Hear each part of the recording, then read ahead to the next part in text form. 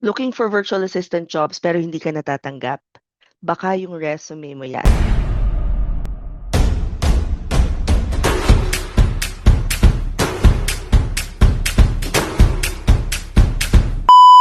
In this video, I'll show you the exact VA-specific resume structure na pwede magpa-wow sa clients at magpa-yes sa applications mo. Hey guys, I'm Mary, your freelancing and virtual assistant mentor, and in this video, tuturuan ko kayo kung paano gumawa ng VA-specific resume na ATS-friendly, clear, convincing, at pasok sa standards ng mga clients globally. So let's get started. Keep in mind that prior to this video, meron akong isang video na part ng application book wherein you listed all of your experiences. Kasunod nun, tinuruan ko kayo kung paano gamitin ng ChatGPT to improve kung ano yung nakasulat doon and to find transferable skills na babagay doon sa ina-applyan yung work. At gagamitin natin yun dito sa video na to. Kung hindi nyo pa nakikita yung video na yan, punta na lang kayo sa YouTube ko, hanapin nyo na lang tong video na to. And naka-series na rin yan siya, so hindi na kayo mahihirapang sundan yung pagkakasunod-sunod. Now, ngayon ko palang finifilm to ha, so wag nyo akong i-pressure. Unti-unti. I wanna take it one step at a time. Pero kung gusto nyo na makita yung series, punta lang kayo sa Blue App, mag-comment kayo ng application book at isasend ko sa inyo yung link ng buong playlist. Again, hindi pa tapos ha. Huwag kayong maano dyan. Anyway, for starter, you want a clean header.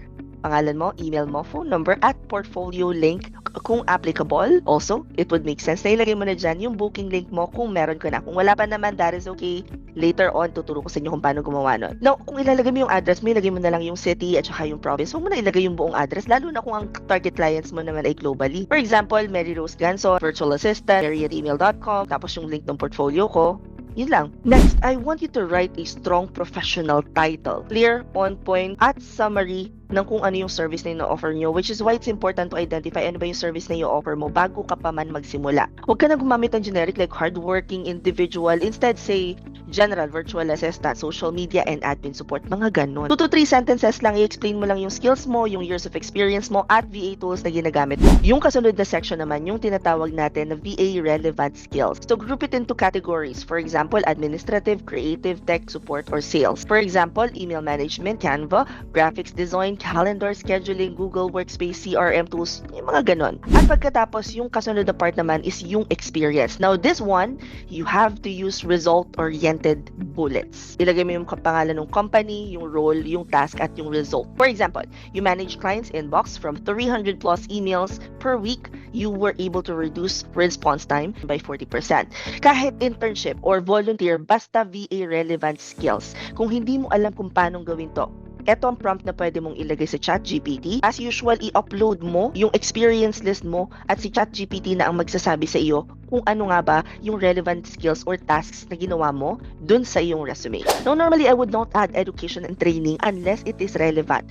If halimbawa, nag-take ka ng VA course that's related to medical billing and you are certified, truly certified, hindi yung fake certifications ha, truly certified, then pwede mong i-add yan. Pwede mo din ilagay doon, completed, tapos yung pangalan ng training and ano yung tinake mo na training. This is optional, lalo na kung hindi naman related sa ina-applyan mo. The next part, I want you to add tools and software section. Clients love seeing tools up front. Example, Canva, Trello, Asana, Slack, Google Workspace, Notion, stuff like that. Now, your next step is to polish everything. I recommend 1 page lang, pero kung marami ka talagang experience, 2 pages is okay. Use simple fonts, no fancy color, unless of course you want to do branding, a little bit of branding, or a little bit of, or sprinkle it with some psychology of colors. Real estate use blue. Blue makes you feel corporate, reliable, trustworthy. Black and white is clean, sophisticated. Learn more about psychology of colors, lalo na kung ang gusto mong i-offer na service is related to design. Once you are done, click on File, download, and save it as PDF. Now, this PDF, you want to add it to our application book folder because gagamitin mo na siya ng paulit-ulit, including but not limited to the Google document that you created, because mas maganda kung iba't ibang posisyon na applyan mo, iba't iba at personalized yung resume na isasend mo. Pero medyo mahagad yun. So, titimplahin mo talaga siya. Now, before I started working as a virtual assistant, I believed dun sa sinasabi nilang wag nang maglagay ng picture until I met my client na nagsabi sa akin ng, Mary, I didn't know you look like that.